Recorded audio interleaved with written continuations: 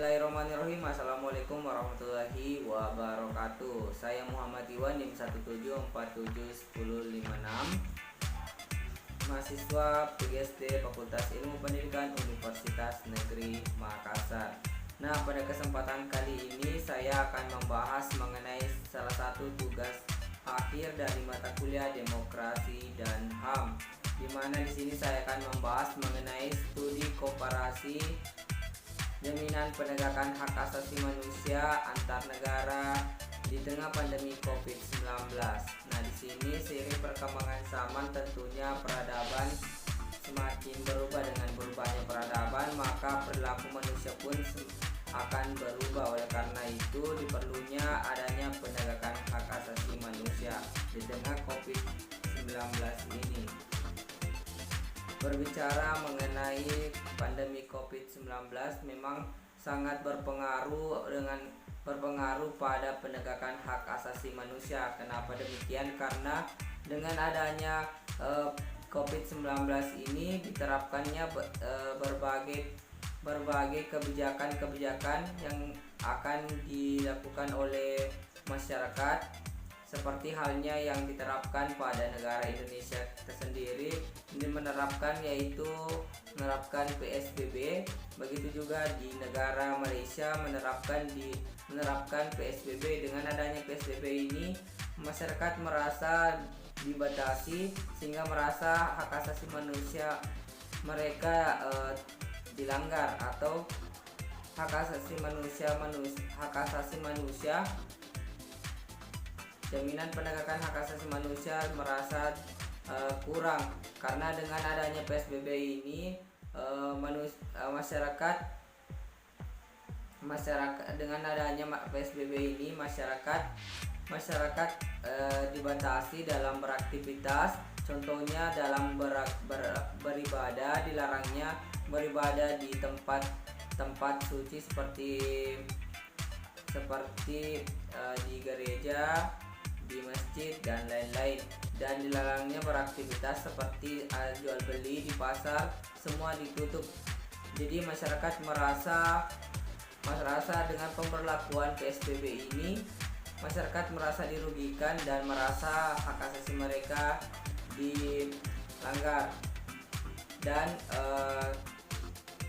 di negara Malaysia PSBB ini diterapkan pada tanggal 18 Maret, sedangkan di Indonesia sendiri diterapkan pada tanggal 31 Maret.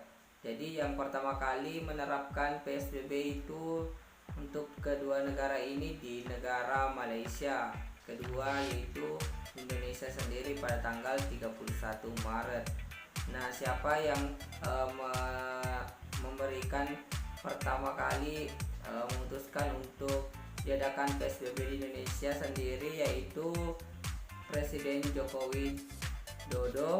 Di sini Presiden menerapkan pertama kali PSBB di negara Indonesia itu sendiri pada wilayah Jakarta, di mana awal mulanya COVID-19 itu di DKI Jakarta.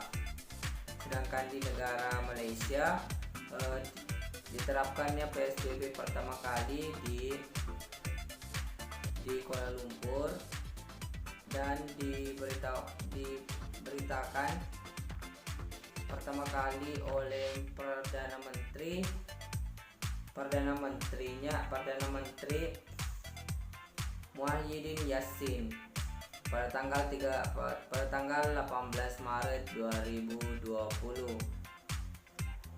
Mengapa PSBB ini tetap diterapkan di kedua negara ini? Karena pemerintah sendiri telah memikirkan secara matang, ketika tidak diterapkan PSBB ini, maka negara tersebut tidak akan aman.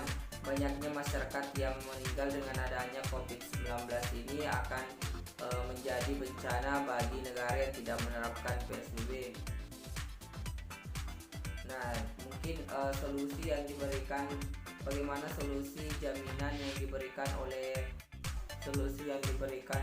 negara Indonesia, yaitu pemerintah negara Indonesia terkait pandemi COVID-19 ini dalam mengenai pemenuhan kebutuhan masyarakat. Karena dilakukannya PSBB ini penyaluran bantuan pada masyarakat yang dikena dampak COVID-19 berupa biaya, berupa uang, ada juga berupa sembako yang diberikan oleh pemerintah. Begitu pula di negara Malaysia juga memberikan berupa uang kepada masyarakatnya yang terkena COVID-19. Jadi dengan adanya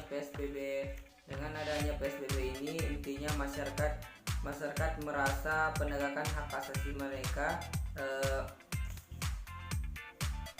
pada pemenuhan hak asasi manusia di sini sangat dirugikan atau sangat berdampak kepada masyarakat, karena masyarakat dapat dikatakan dihalangi dalam beraktivitas, dalam seperti halnya bekerja.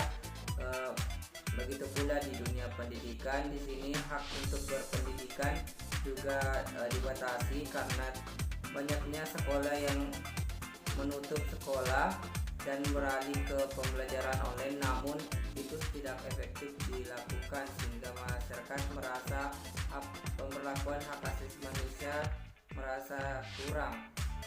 Ada pula yang mengatakan melanggar hak asasi manusia.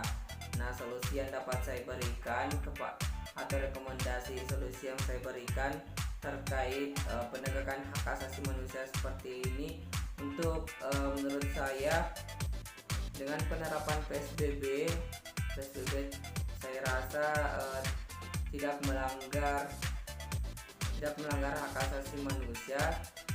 Di sini pemerintah kenapa menerapkan PSBB, karena ini merupakan kepentingan negara dan kepentingan masyarakatnya juga.